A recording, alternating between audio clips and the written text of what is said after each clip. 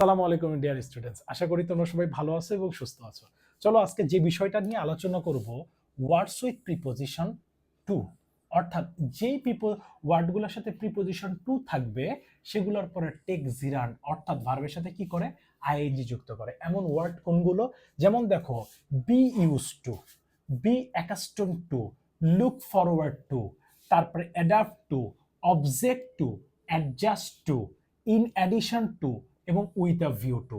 এগুলো যদি থাকে তাহলে এরপরে ভার্বের সাথে কি করতে হবে, অর্থাৎ এগুলোর পরে আমাদের যে ভার্ব থাকবে এই ভার্বের সাথে আমাদের আইএনজি যোগ করতে হবে। যেমন দেখো যে I am used to, I am used to,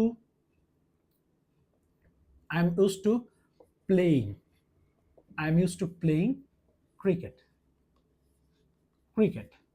আবার আরেকটা জিনিস দেখো যে I am used to, I am used to, এই যে স্মোক থেকে স্মোকিং, অর্থাৎ এইখানে যে টুটা দেখতে পাচ্ছ, এই টু এর পরে অ্যানাদার যে ভার্বটা আসবে এই ভার্বের সাথে আমাদের কি করতে হয়, ভার্ব প্লাস আইএনজি যুক্ত করতে হয়।